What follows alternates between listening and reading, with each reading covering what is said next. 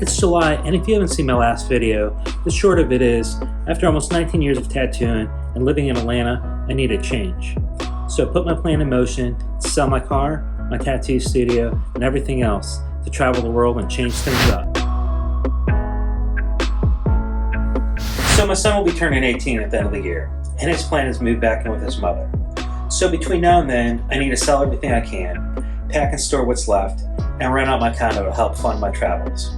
And lastly, I need to figure out where I'm going to start this adventure.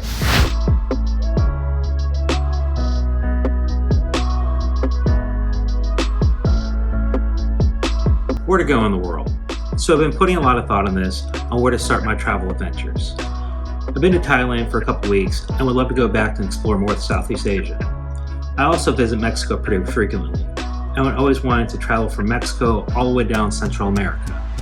I hope to do both at some point, but where to start is the big question.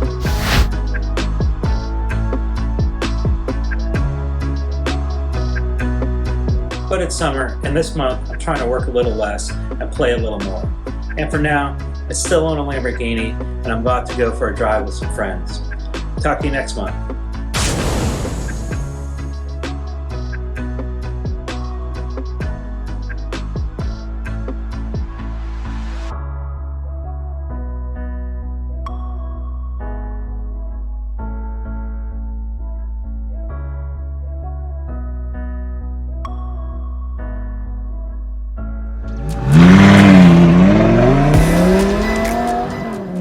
Alright, it's August, and at the beginning of the year, I never thought the day would come that I'd be able to walk away from it all. But now I'm starting to feel the pressure of all the things I need to do before I leave. I still need to redo the kitchen and the bathroom in my condo to rent out, sell what I can of my belongings, and pack the rest. I need to find a storage unit, sell my Lamborghini, and sell or close this studio. And if I don't sell this place, I need to figure out how to pack and store all this shit. Lastly, I'm not sure where I'm going to start my travels, or what I'm going to do with my little dog. But for now, let's start on this bathroom. Now I'm far from a plumber or in construction, so although it was a bit of a challenge, it took me a bit longer than I expected. In the end, I think it turned out pretty good. Now let's get started on this kitchen.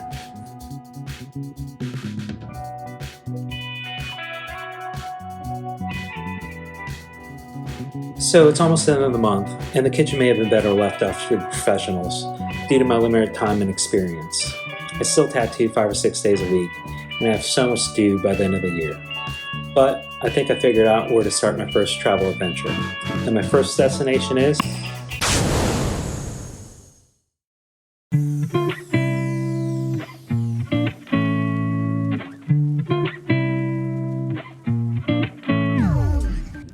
It's September, and the clock's winding down, and there's still lots to do before the end of the year. I've slowly been packing over the last few months, but at this point I can't pack too much without packing my day-to-day items I'm still using. And as far as the progress of the kitchen goes, it's becoming more and more of a challenge, and feel I need to just hire a professional at this point. However, I am excited about making my final decision on where to start my travel destinations. Now I have a little Boston Terrier named Rowdy, and she's 10 years old, and neither one of us is young pups anymore. But we still both have some good years ahead of ourselves. So while we still have some pep in our step, we're going to go on a US road trip exploring the lower 48s from coast to coast. Now I need to decide what vehicle to take on this journey. So what vehicle would you pick for a US road trip with a $45,000 budget? Originally I didn't want to spend more than $30,000 on a vehicle that's going to put so many miles on. But I've had a lot of sports cars over the years, and I wanted something with a little power. So I started looking at older SRT Jeep Grand Cherokees to stay in my price range, get some off-roadness, and carry all the essentials. But after looking online, I knew I wanted something with more luxury features and reliability of a newer model. So I started shopping for and almost bought a newer SRT. But after sitting in it and taking it for a test drive, I really felt I was going to need more room if I planned on sleeping and almost living out of this thing.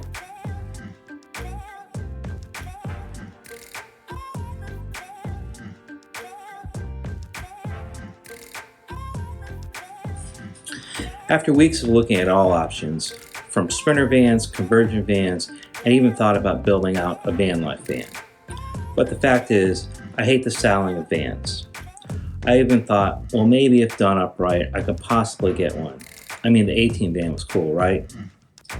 But after looking at what they were asking for these vans, I couldn't see spending that kind of money on a work van they tried making look nice with some GM or Ford plastic. I then started looking at SUVs with third rows, but I didn't want something as big as a Suburban I wouldn't feel comfortable driving in an unfamiliar city or trying to park. At this point, I was leaning towards either an SRT Durango or an Escalade, and was favoring the Durango because I liked the tough styling, power, and sound of the SRT, but I was getting way out of my original budget at this point, and really felt the exhaust would be too loud if I was to do some urban self-camping and wanted to turn the truck on for some power. Now I have no real brand loyalty, but before I started looking, I knew if I was going to do an American road trip, then I wanted to do it in an American vehicle. I wanted something big enough to sleep and relax in, but not something so big I didn't feel comfortable driving in a small, uncomfortable area. I also didn't want something so tall I would worry about entering parking decks or drive-thrus. I know how I am, and I'd be tired or just not thinking and take off the roof of my car. I don't plan on sleeping in my car all the time, but when I do, I wanted something that didn't stand out or draw a lot of attention. Something that would just blend in, and that's another reason why I didn't want a van. Anytime I see a van at night with the windows covered, I feel it's a dead giveaway someone's sleeping in there. I wanted something reliable and a bit newer that offered today's luxury features, and with less than 80,000 miles on it. At this point, I feel I found my perfect road trip vehicle. Well, almost perfect. She's in the shop right now getting a few little personal touches done while I've been on Amazon every day ordering everything I need for this adventure. Hopefully next month she's going to be ready for her big reveal. Alright, I'll talk to you guys later.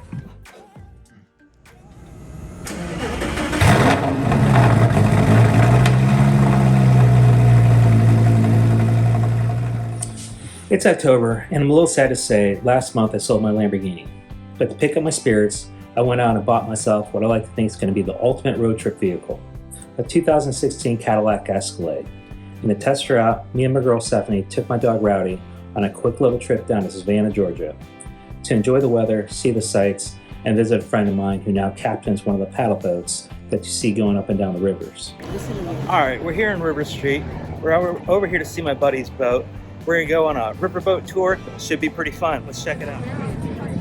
So look at all the people waiting in line to get on this boat. We don't have to do that. It was nice seeing my friend Andrew and catching up a bit while enjoying the sights from the wheelhouse. Having a captain as a friend definitely has its perks.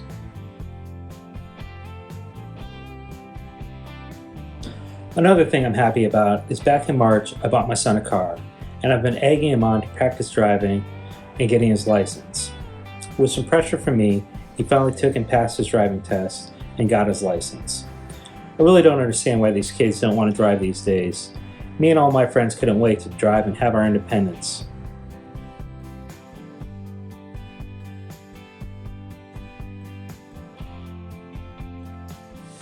This month, the reality of my decision to move on is really becoming final as I pack up my office and my memories of my travels. From the pics and tchotchkes I've collected over the years to keep me motivated through my day-to-day work week. But now as I pack up these old memories, I have to say I'm looking forward to making new ones and what lies ahead.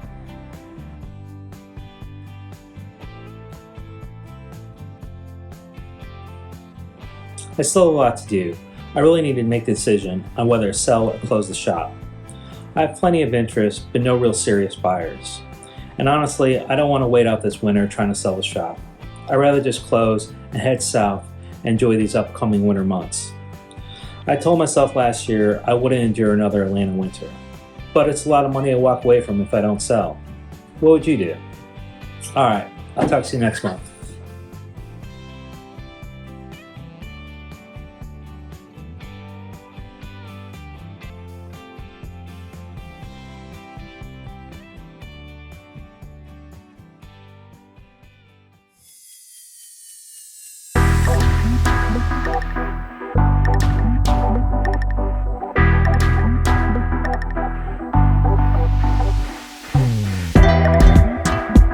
So we're in November and it's Thanksgiving Day. and my son spending the day with his mom's side of the family.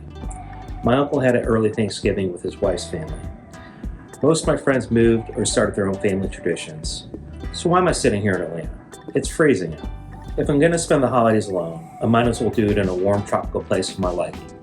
So I decided today I'm going to give my landlord my 60-day notice in December and close the studio before I can start my adventures and just move on. I feel I need to make a final day to call it quits, or I'm just going to keep pushing back the date, waiting for the perfect opportunity that's never going to come. Now that I made the decision to close, I need to start packing up the shop and doing some demolition. My landlord would like the studio as it was when I first took over my lease, so I have my work cut out ahead of me.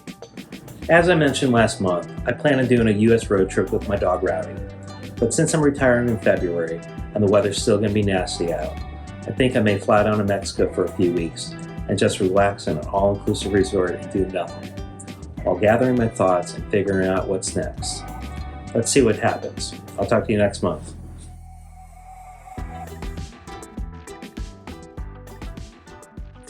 Alright, it's Christmas Day and my son spent a day with his mom. I recently ended a relationship and it's cold outside and I fucking hate the cold.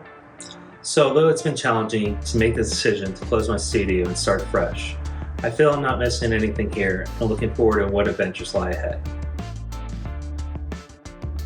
This month I've been tattooing by day and doing a demolition in the studio by night, room by room, thinking back on all the good times and crazy experiences that transpired within these walls. It's been challenging, exciting, horrifying, and one of the most rewarding times of my life. I've had such amazing artists work for me over the years, and very fortunate to have some really good teams that felt like family. It was far from easy, but I've grown so much as an artist, business owner, in life, and as a man by opening this studio.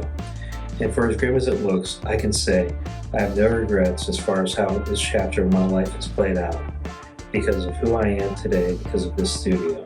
Tried and true tattoo. So for the next month, I'll be tattooing out of this back office that used to be the piercing room, while finishing up the last little demolition of the studio. Next month will be my last month tattooing full-time in Atlanta before hitting the road and starting my travels for the next year. I plan on documenting this transition and experience, so we'll see what happens. I'll talk to you next month.